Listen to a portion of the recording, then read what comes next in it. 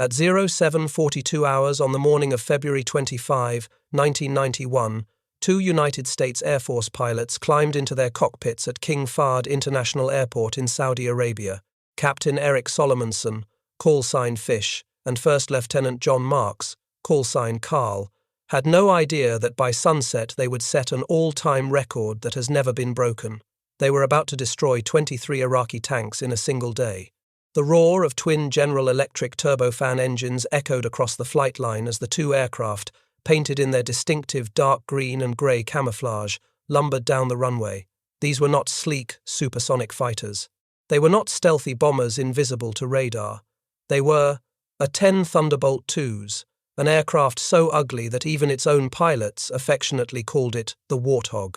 And on this day, these two Warthogs would prove exactly why the United States Air Force had spent nearly 5 decades trying to retire them, and exactly why they had failed every single time. The A-10 Thunderbolt II is not a beautiful aircraft. It has no swept wings, no afterburners, no supersonic capability. It cruises at a maximum speed of just 420 miles per hour, slower than many World War II fighters. Its twin General Electric TF-34 turbofan engines produce 9,065 pounds of thrust each, barely enough to push the heavily armoured airframe through the sky. The engines are mounted high on the rear fuselage, giving the aircraft a peculiar hunchbacked appearance that designers chose specifically to shield the exhaust from heat-seeking missiles. The nose droops slightly, and a massive 7-barrel cannon protrudes from beneath the cockpit like the snout of some prehistoric beast. Pilots joke that it looks like a flying bathtub. Ground crews say it resembles a Warthog more than a Thunderbolt. Its official name honors the Lenini P-47 Thunderbolt, but nobody calls it the Thunderbolt. Everyone calls it the Warthog, and every infantryman who has ever been pinned down under enemy fire, every soldier who has heard the distinctive sound of that cannon tearing apart enemy positions just meters away, every man and woman who has watched an A-10 circle overhead for hours on end waiting to deliver salvation, they all say the same thing. The A-10 Warthog is the most beautiful aircraft they have ever seen. This is the story of how a plane designed for a war that never happened became irreplaceable in every war that did. It is the story of an aircraft the Air Force tried to kill for 50 years, and the soldiers, politicians, and pilots who refused to let it die. It is a story about what happens when an ugly machine built around a gun proves that sometimes simple works better than sophisticated. And it is a story about the brave pilots who have flown these aircraft into combat, knowing that their sole purpose in the sky is to protect the lives of the men and women fighting on the ground below. To understand why the A-10 exists, you must first understand the jungles of Vietnam and the frozen plains of Central Europe. In the 1960s, the United States Air Force was fighting a war in Southeast Asia with jets designed for a completely different kind of combat. The F-100 Super Sabre, the F-105 Thunder Chief, and the F-4 Phantom were fast, powerful, and devastating. They could break the sound barrier. They could deliver nuclear weapons. They could dogfight with enemy interceptors. But they were terrible at the specific mission of keeping American soldiers alive when those soldiers were engaged in close combat with the enemy. Close air support requires a specific set of capabilities that supersonic fighters simply do not possess. The aircraft must fly low and slow enough to identify targets visually, to distinguish between friendly forces and enemy combatants in the chaos of ground combat. It must loiter over the battlefield for extended periods, remaining on station while soldiers call in coordinates and adjust fire. It must carry enormous amounts of ordnance to engage multiple targets without returning to base. And most critically, it must survive the withering anti-aircraft fire that comes from flying low over enemy positions. The fast jets of Vietnam could do none of these things well. They screamed over the jungle at 500 miles per hour, dropped their bombs, and vanished before pilots could even communicate effectively with the troops on the ground below. The lone bright spot in Vietnam close air support was an aircraft that seemed absurdly outdated. The Douglas A-1 Skyraider was a propeller-driven attack plane designed in 1944. It was slow. It was old. By the standards of the jet age, it belonged in a museum, but ground troops loved it with a passion that bordered on reverence. The Skyraider could carry 8,000 pounds of bombs, rockets, napalm, and gun ammunition. It could stay over the battlefield for hours while faster jets came and went. And it could absorb tremendous punishment from enemy ground fire and keep flying. The Air Force lost 266 Sky Raiders in Vietnam, but every pilot who ejected over enemy territory wanted an A-1 orbiting overhead while they waited for rescue. The Sky Raider proved that close air support required an aircraft built specifically for that mission, not a fast jet awkwardly adapted from another role. Meanwhile, on the other side of the world, NATO planners faced a nightmare scenario that consumed their waking thoughts. Soviet military intelligence estimated that the Warsaw Pact could field over 40,000 main battle tanks for an invasion of Western Europe. If war came, those tanks would pour through the Fulda Gap in West Germany, overwhelming NATO defenses within days. Intelligence analysts predicted that Soviet armored divisions could reach the Rhine River before American reinforcements could arrive in meaningful numbers. The Western Alliance needed a way to stop that armored tide, and they needed it cheaply. Nuclear weapons were an option, but using tactical nuclear weapons to stop a tank attack would almost certainly escalate to strategic nuclear exchange and mutual annihilation. What NATO needed was a conventional solution, an aircraft that could kill tanks by the hundreds without starting a nuclear holocaust. On September 8, 1966, Air Force Chief of Staff General John P. McConnell ordered development of a specialized close air support aircraft that could address both the lessons of Vietnam and the requirements of the European theater. The Requirements Action Directive was issued on December 22 of that year, formally establishing the Attack Experimental Program, designated AX. A request for information went to 21 defense contractors on March 6, 1967. The final request for proposals, issued in May 1970, specified radical priorities that departed dramatically from the Air Force's traditional emphasis on speed and altitude. The requirements called for a maximum speed of 460 miles per hour, combat radius of 285 miles, with 2 hours of loiter time over the target area, the ability to carry 16,000 pounds of external ordnance on multiple hardpoints, operation from rough forward airstrips only 4,000 feet long, allowing the aircraft to operate close to the front lines without requiring major air bases, and critically, a unit cost ceiling of just $1.4 million per aircraft. The airplane had to be cheap enough to buy in massive numbers and tough enough to survive flying directly into the teeth of Soviet anti-aircraft defenses.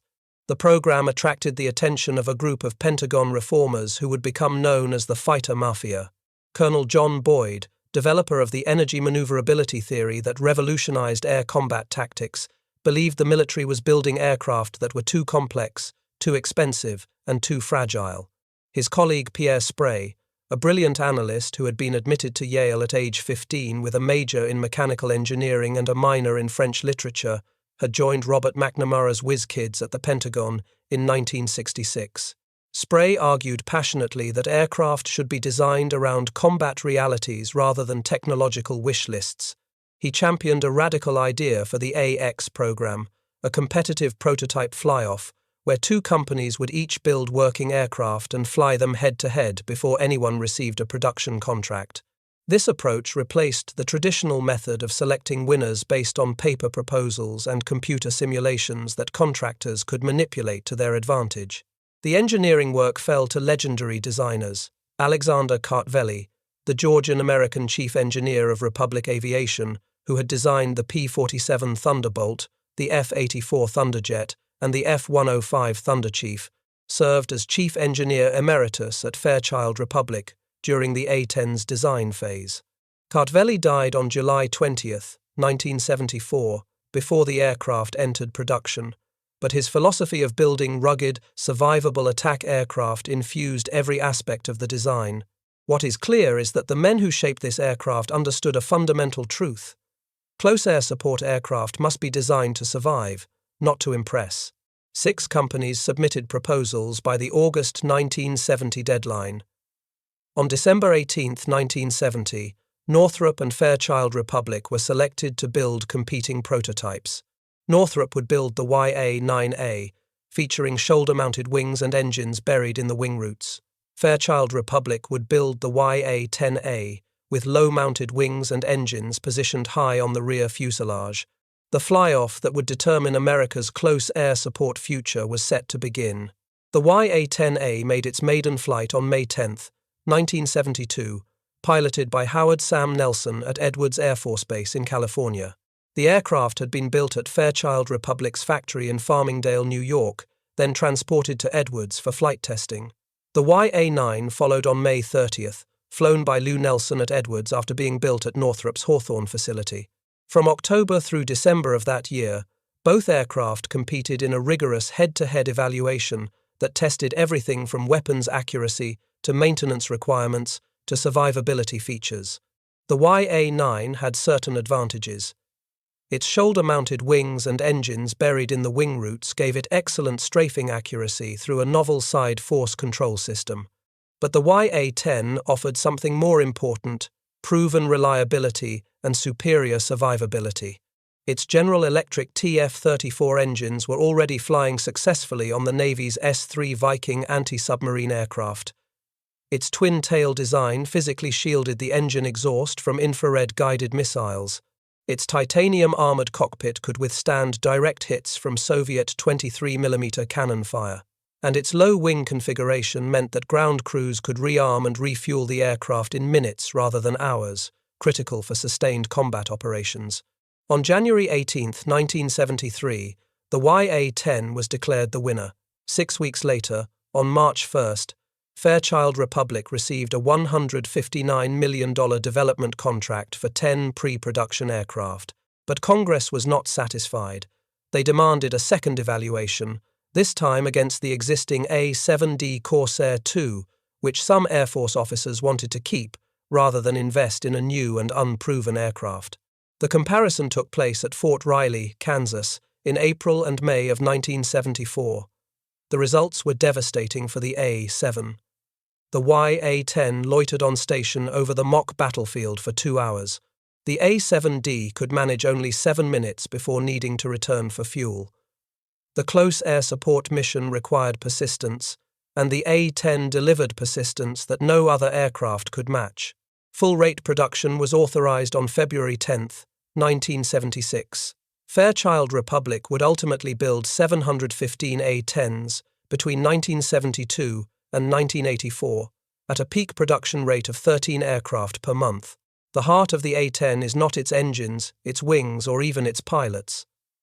The heart of the A-10 is a weapon so massive that the aircraft was literally designed around it rather than the other way around. The GAU-8 Avenger is a 30mm, 7-barrel Gatling cannon that represents the most powerful gun ever mounted on any combat aircraft in history. The complete weapon system, including the gun, ammunition drum, linkless feed mechanism, and mounting hardware, weighs 4,029 pounds and stretches over 19 feet from breech to muzzle. It occupies roughly half the fuselage. The gun is so heavy that when it is removed for maintenance, mechanics must place a jack stand under the tail to prevent the aircraft from tipping backward onto its engines. The Avenger fires at a fixed rate of 3,900 rounds per minute, which means 65 rounds leave the barrel every single second. This is not a firing rate that can be adjusted. When the pilot pulls the trigger, 65 projectiles per second tear through the air toward the target.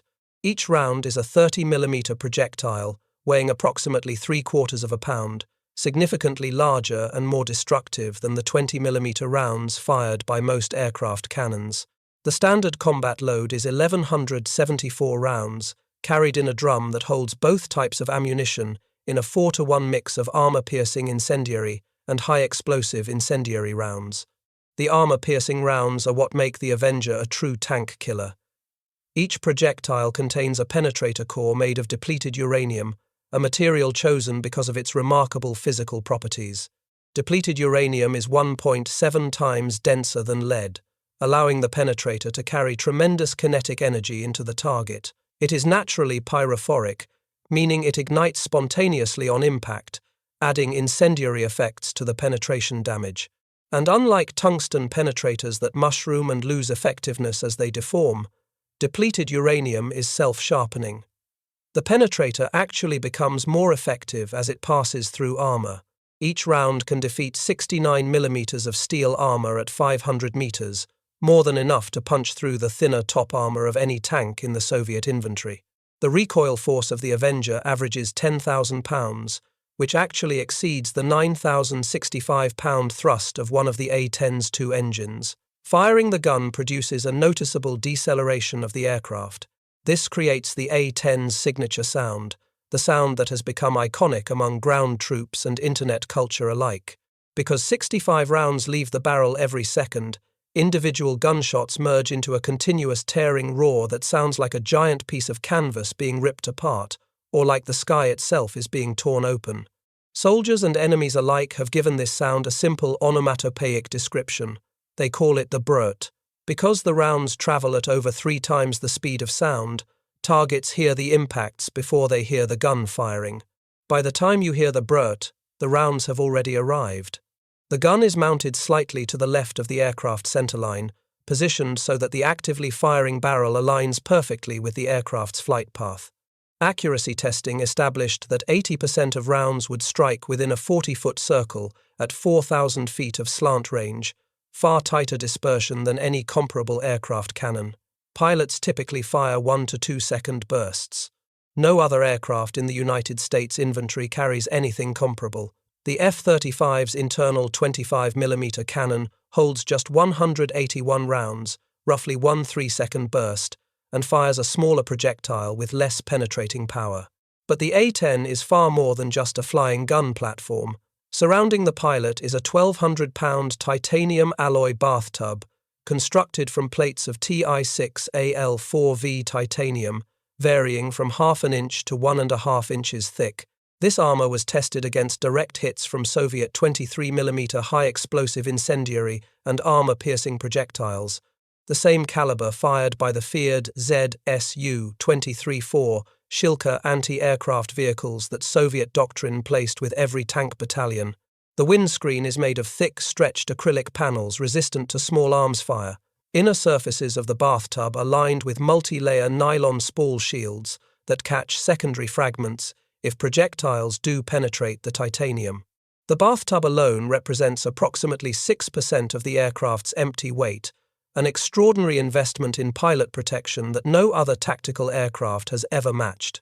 Beyond the armored cockpit, the A-10 incorporates over 100 distinct survivability design features integrated throughout the airframe. Its twin turbofan engines are mounted high on the rear fuselage, physically separated from each other by the aircraft's structure. Each engine draws air through its own intake, so battle damage that destroys one engine is unlikely to affect the other. The twin tail fins shield engine exhaust from ground-based infrared-guided missiles, and the high bypass ratio of the TF-34 engines produces relatively cool exhaust that is harder for missiles to track. If one engine is destroyed, the other can fly the aircraft home.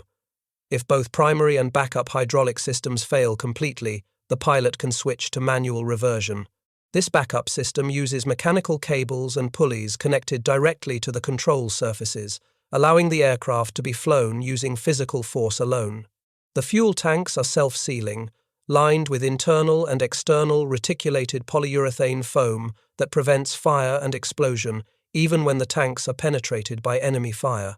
Check valves prevent fuel from flowing into damaged cells. Emergency sump tanks hidden in the fuselage hold enough fuel for 230 miles of flight if all main fuel tanks are compromised. The main landing gear is designed for rough field operations on unprepared surfaces, and critical components are deliberately interchangeable from one side of the aircraft to the other, simplifying field repairs under combat conditions. The A-10 can fly with one engine destroyed, one tail fin blown off, half of one wing missing, and massive holes throughout its structure. It was designed to absorb the kind of punishment that would destroy any other tactical aircraft and still bring its pilot home alive. This philosophy of survivability above all else would be tested again and again in combat over the following decades, and it would prove itself beyond any reasonable doubt. For nearly 2 decades after entering service in 1977, the A-10 waited for a war that never came. The aircraft and their crews trained for the Soviet invasion of Western Europe, flying low-level attack profiles over the forests of Germany, practicing to kill tanks that never crossed the border. Pilots spent countless hours perfecting their strafing runs, learning to put 30mm rounds into targets the size of a car from thousands of feet away while traveling at 300 miles per hour. They knew that if the Soviets ever came, they would be outnumbered and outgunned. They also knew that every tank they killed might be the tank that would have killed their brothers on the ground. When the Berlin Wall fell in 1989 and the Soviet Union collapsed 2 years later, many in the Air Force believed the A-10 had lost its reason to exist. The Cold War was over. The massive tank armies of the Warsaw Pact were rusting in their depots. Perhaps it was time to retire the Warthog. Then Saddam Hussein invaded Kuwait. On August 2, 1990, Iraqi armored forces poured across the Kuwaiti border and occupied the tiny oil-rich nation in less than 48 hours. Within weeks, Iraq had massed over 400,000 troops and thousands of tanks along the Saudi Arabian border. The United States began deploying forces to the Persian Gulf in an operation called Desert Shield, and the A-10, the aircraft designed specifically to stop massive armored formations, was about to receive its first true combat test. Beginning August 15, 1990, A-10s from 5 different wings converged on King Fahd International Airport in Saudi Arabia. The 354th Tactical Fighter Wing Provisional assembled 144 aircraft in theatre, the largest concentration of A-10s ever deployed for combat operations. For 6 months, pilots flew training missions over the Saudi desert, learning the terrain, coordinating with army units, and waiting for the order to attack. That order came on January 17, 1991, when Operation Desert Storm began with a massive aerial bombardment of Iraqi positions throughout Kuwait and southern Iraq. Over the following 40 days, A-10 pilots would fly more than 8,000 sorties, maintaining a mission-capable rate of 95.7%, the highest of any tactical aircraft in the war and 5% above peacetime standards. They fired over 783,000 rounds of 30mm ammunition. They launched more than 5,000 Maverick missiles, representing over 90% of all Mavericks fired during the entire conflict. The destruction they inflicted on Iraqi ground forces was nothing short of staggering. A-10s destroyed 987 tanks, including the vaunted Soviet-built T-72s of the Republican Guard. They destroyed 926 artillery pieces. They eliminated over 1,300 armored personnel carriers and infantry fighting vehicles. They struck Scud missile launch sites, radar installations, command bunkers, and logistics depots. When Iraqi forces began their chaotic retreat from Kuwait along Highway 80 on February 26, A-10s were among the aircraft that attacked the 60-mile column, contributing to the devastation that the world would come to know as the Highway of Death. On February 6, 1991, Captain Robert Swain of the 706th Tactical Fighter Squadron was flying a mission over southern Iraq when he spotted movement near the ground. An Iraqi helicopter, a German-built GAU-105, was attempting to escape at treetop level, hugging the desert floor to avoid detection. Swain maneuvered to engage. He tried to lock his AIM-9 Sidewinder heat-seeking missile onto the fleeing helicopter, but the desert heat confused the infrared seeker. So Swain did something that no A-10 pilot had ever attempted in actual combat. He engaged an airborne target with the Avenger cannon. His first burst of approximately 75 rounds missed as the helicopter jinked desperately to escape. His second burst struck home. The GAU-105 disintegrated in mid-air, torn apart by depleted uranium projectiles that had been designed to penetrate tank armor. When Swain returned to base, his aircraft received nose art commemorating the kill. They painted the name Chopper Popper on the fuselage. It was the first air-to-air kill ever recorded by an A-10 in combat history, achieved not with a purpose-built air-to-air missile but with a ground attack cannon. That aircraft, tail number 770205, is now preserved on static display at the United States Air Force Academy in Colorado Springs. Swain himself, a reservist who flew A-10s on weekends while maintaining a civilian career, returned to his regular job flying Boeing 747s for a commercial airline. 9 days later, Captain Todd Sheehy of the 511 Tactical Fighter Squadron repeated the feat over southwestern Iraq, destroying an Iraqi Mi-8 HIP helicopter with 30mm cannon fire near Mudaisis airfield. Earlier that same mission, Sheehy had attacked the airfield and destroyed an Iraqi Su-20 fighter fighter bomber caught on the ground during a strafing run. In a single sortie, he had killed both an enemy aircraft and an enemy helicopter, proving that the Warthog could engage any target that presented itself. But the most remarkable A-10 mission of Operation Desert Storm came on February 25th, when Captain Eric Solomonson and First Lieutenant John Marks of the 76th Tactical Fighter Squadron set out on what would become the single most lethal tank hunting mission in aviation history. Flying as a two-ship element over the retreating Iraqi army, they found targets everywhere they looked. Their first sortie that morning destroyed 8 Iraqi tanks, 6 with precision-guided Maverick missiles, and 2 with the Avenger cannon.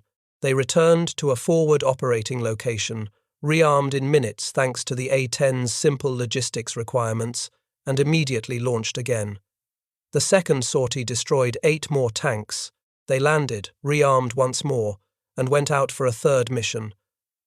By sunset, they had destroyed 23 Iraqi main battle tanks between them. Marks personally accounted for 12 kills, Solomonson for 11. The record has never been equaled by any pilot in any aircraft. The Gulf War was not without cost for the A-10 community. 6 aircraft were lost during Desert Storm, 5 confirmed shot down by enemy fire, and 1 destroyed during a crash landing attempt. 2 pilots made the ultimate sacrifice. Captain Stephen Phillis died on February 15, 1991, in circumstances that demonstrated the extraordinary courage A-10 pilots bring to their missions. When his wingman, First Lieutenant Robert Sweet, was shot down by a surface-to-air missile over the positions of the Republican Guard 2nd Al-Medina Armored Division, Phillis did not turn away to save himself. He remained overhead, orbiting the crash site for 3 minutes and 45 seconds while radioing precise rescue coordinates for his parachuting wingman. He fired decoy flares continuously to draw enemy fire toward himself and away from Sweet, who was helpless in his parachute. Then Phillis himself was struck by a surface-to-air missile and killed instantly. Sweet was captured by Iraqi forces and held as a prisoner of war for 19 days. He was beaten and interrogated but survived, eventually being released on March 6. He retired from the Air Force decades later as a lieutenant colonel. Phillis was posthumously awarded the Silver Star, and a campaign continues to this day to upgrade his decoration to the Medal of Honor for his selfless sacrifice in protecting his wingman. Approximately 70 A-10s, nearly half the total force in theater, sustained some form of battle damage during the war. 20 aircraft suffered significant structural damage that required major repairs. Yet the combat loss rate was actually lower than that of the F-16, the F-15E Strike Eagle, or the British Tornado, all of which were faster, more expensive, and supposedly more survivable aircraft. The machine that had been designed to survive Soviet anti-aircraft fire had proven it could survive everything Iraq could throw at it and return for more. When the A-10s came home from the Gulf War, their future seemed secure beyond any argument. They had destroyed nearly 1,000 enemy tanks in just 40 days. They had achieved the highest mission-capable rate of any tactical aircraft. They had demonstrated survivability features that saved pilots from certain death. Surely, the skeptics who had questioned the Warthog's value would finally be silenced. But within months, the Air Force was planning to retire the A-10 once again. The institutional forces that had opposed the aircraft from its inception had merely been waiting for the right moment. The Cold War was over. Air power advocates believed that precision-guided munitions dropped from high altitude could accomplish any mission without the need for slow, vulnerable aircraft flying close to enemy guns. The truth is that the Air Force had been trying to kill the A-10 since 1984, the very year that production ended. Air Force Chief of Staff General Merrill McPeak actually proposed transferring the entire A-10 fleet to the United States Army in exchange for Patriot missile batteries as part of a broader roles and missions reorganization plan. The Army declined. Throughout the 1990s, the Air Force starved the A-10 community of maintenance funding and training resources. The pattern would repeat itself with depressing predictability in every subsequent conflict. The Air Force would begin planning to retire the A-10. A crisis would emerge. The A-10 would deploy and prove itself irreplaceable. The retirement plans would be quietly shelved. Then, a few years later, the Air Force would try again. In 1999, during Operation Allied Force over Kosovo, A-10 pilot Captain John Cherry performed one of the war's most dramatic combat search and rescue missions.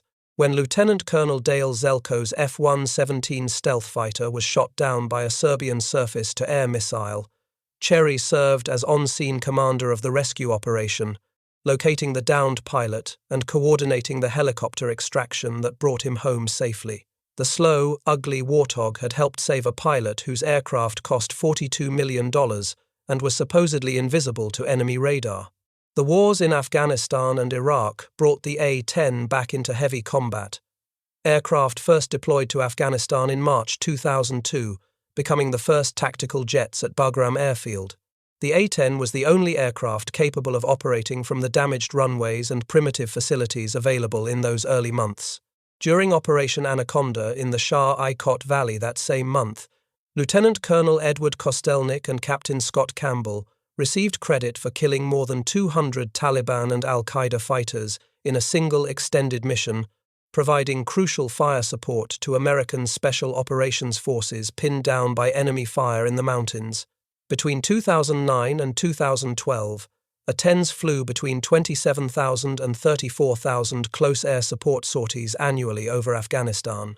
The most famous A-10 survival story of the Iraq War came on April 7, 2003, during the Battle for Baghdad.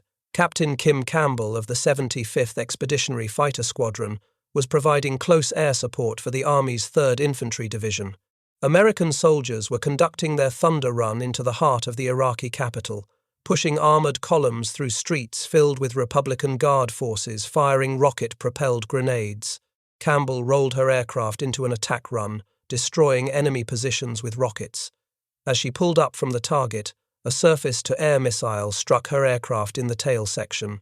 The explosion severed both the primary and backup hydraulic lines that controlled the A-10's flight surfaces.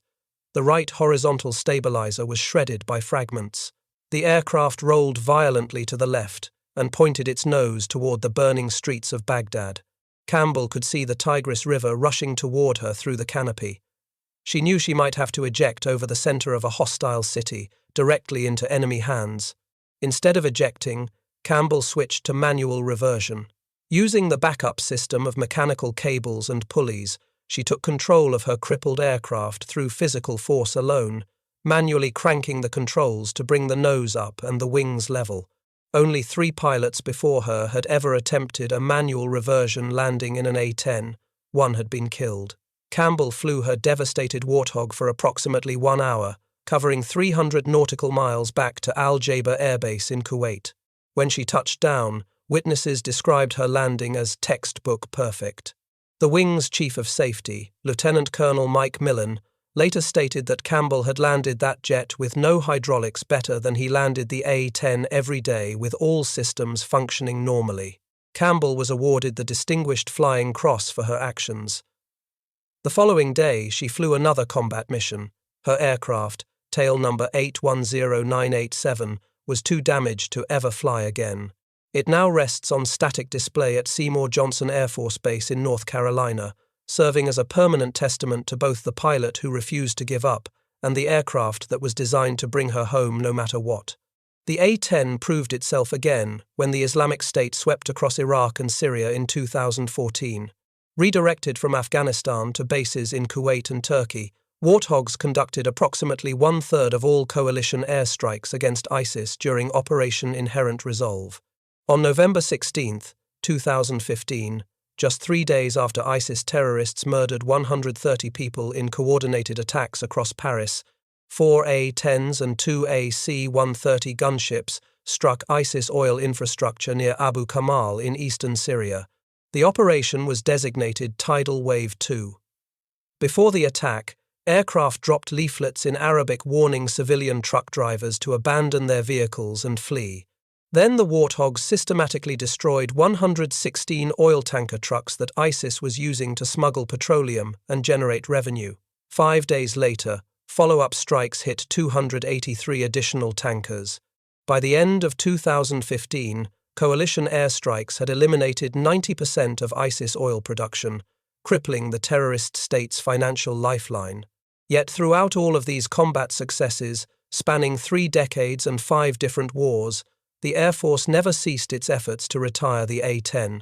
The most intense bureaucratic battle occurred between 2013 and 2015, when federal budget sequestration gave Air Force leadership a new justification for eliminating the aircraft. Secretary of the Air Force, Deborah Lee James, and Chief of Staff General Mark Welsh proposed retiring the entire remaining fleet of approximately 300 A-10s over 5 years, arguing that eliminating the aircraft would save between $3.7 and $4.2 billion. The congressional response was immediate and ferocious. Senator Kelly Ayotte of New Hampshire organized a coalition of more than 30 lawmakers who wrote directly to Secretary of Defense Chuck Hagel, demanding that the A-10 be preserved. Senator John McCain of Arizona, chairman of the Senate Armed Services Committee, personally investigated and debunked the Air Force's attempts to manipulate fratricide statistics to make the A-10 appear more dangerous to friendly forces than other aircraft. The most explosive moment of the controversy came in January 2015. Major General James Post, the Vice Commander of Air Combat Command, stood before approximately 300 airmen assembled at Nellis Air Force Base in Nevada. He told them that anyone who was providing information to Congress about A-10 capabilities was committing treason against the United States. The word choice was deliberate and shocking. Treason is a capital offense under military law. The backlash was swift. Congressional offices demanded an immediate investigation. The Air Force Inspector General launched a formal inquiry. On April 10, 2015, Major General Post was relieved of his command and forced into retirement. The Inspector General concluded that his remarks had created a chilling effect on airmen who possessed legally protected rights to communicate with Congress. Leading the congressional defense of the A-10 was a representative from Arizona who brought credibility that no other politician could match. Martha McSally was a retired Air Force colonel and former A-10 pilot who had accumulated extensive flight time in the aircraft during her military career. In 1995, she became the first female fighter pilot in American history to fly a combat mission when she participated in Operation Southern Watch over Iraq. In 2004, she became the first woman to command an Air Force fighter squadron in combat when she took command of the 354th Fighter Squadron at Davis-Monthan Air Force Base. McSally understood the A-10 not as a budget line item or an abstract capability, but as the aircraft she had trusted with her life in combat. McSally personally authored legislation requiring the Pentagon to conduct a formal comparative evaluation between the F-35 Lightning II and the A-10 to determine whether the newer, more expensive aircraft could actually perform the close air support mission as effectively as the Warthog it was supposed to replace. The tests took place at Edwards Air Force Base and the China Lake Weapons Range. When the heavily redacted final report was eventually released in late October 2023, obtained through a Freedom of Information Act lawsuit filed by the Project on Government Oversight, the findings vindicated everything A-10 supporters had claimed. The report concluded that the A-10 enabled more attacks per sortie than the typical weapons loadout of the F-35A, and that significantly more F-35 missions would be required to achieve the same combat effects. The Pentagon had suppressed a study proving that their proposed replacement could not match the aircraft they wanted to retire. The fundamental reality is that nothing else does what the A-10 does. The aircraft was designed from its first pencil sketch to perform the close air support mission, and no multi-role fighter can replicate its capabilities. Loiter time remains the A-10's most irreplaceable advantage. On a standard close air support mission profile, an A-10 can orbit the battlefield for approximately 2 hours at a combat radius of 250 nautical miles. An F-16 Fighting Falcon flying the same mission can manage roughly 45 minutes before needing to return for fuel. The F-35 can sustain only 20 to 30 minutes of combat loiter without tanker support due to its much thirstier engines, and each hour of F-35 flight time costs approximately $36,000 to operate, compared to just $22,500 for the A-10. The A-10's low speed, so often mocked by proponents of faster aircraft, is actually essential to its mission. At 300 to 350 knots, A-10 pilots can visually identify targets through the aircraft's large bubble canopy, distinguishing combatants from civilians in real time during the chaos of close combat. Fast jets flying at 500 knots compress the entire weapons engagement cycle into seconds, forcing pilots to rely entirely on sensor data and precision-guided munitions rather than direct visual observation. The gun that defines the A-10 requires the slow speed that fast jet pilots consider a weakness, and that gun truly cannot be replicated. The F-35's internal cannon carries 181 rounds, enough for one 3-second burst. The A-10 carries 1,174 rounds of 30mm ammunition that can destroy tanks. For danger close engagements where ground troops are in direct contact with the enemy, the A-10's precision cannon fire provides surgical accuracy at a fraction of the cost of guided munitions. Survivability remains the capability that no other aircraft can approach. No other tactical jet carries 1,200 pounds of titanium armor, dual redundant hydraulic systems backed by a fully mechanical flight control option, self-sealing fuel tanks surrounded by fire-suppressing foam, and engines specifically positioned to minimize infrared signature. The A-10 exists to keep soldiers alive. Nothing else was designed with that singular purpose. As of March 2026, the Air Force maintains approximately 162 A-10s in its inventory, though Congress has mandated that no fewer than 103 aircraft remain operational through September 2026. The first aircraft formally retired under recent drawdown authorizations, tail number 800149 from the 74th Fighter Squadron at Moody Air Force Base, was flown to the Davis-Monthan Boneyard in Arizona on April 5, 2023. It had logged over 14,000 flight hours across 43 years of service. The debate will continue with every defense budget cycle. Air Force leaders argue that the A-10 cannot survive in contested airspace against advanced surface-to-air missiles. Defenders counter that the A-10 was never designed for those scenarios. It was designed to support ground troops in environments where air superiority has already been established, and in that role, nothing has ever surpassed it. The Warthog was designed to fight one specific war, a Soviet armored invasion through Central Europe that never came. Instead, it fought 5 different actual wars across 4 decades, proving itself irreplaceable in each of them. Kim Campbell flew her shattered aircraft home across 300 miles of hostile airspace, using nothing but cables and brute strength. Stephen Phillis gave his life orbiting over his downed wingman, drawing fire until he himself was killed. Eric Solomonson and John Marks destroyed 23 enemy tanks before the sun went down. Robert Swain shot a helicopter out of the sky with a tank-killing cannon, then returned to his day job flying commercial airliners. The A-10 was never designed to be beautiful. Speed and grace were never requirements. The aircraft was designed for a single purpose that transcends every other consideration. It was designed to keep people alive. That simple mission is why the ugly airplane built around a giant gun continues flying combat missions today despite 50 years of efforts to kill it. Somewhere over the deserts of the Middle East at this very moment, an A-10 is circling. Its pilot is watching through the bubble canopy, waiting for the radio call that means American lives are in danger. On the ground below, soldiers move through hostile territory, knowing that if they come under fire with no way out, they can call for help. And then they will hear the most beautiful sound in warfare, the unmistakable tearing roar of the Avenger cannon arriving on slow wings. The Brrrt, that means salvation, has arrived. The Warthog flies on,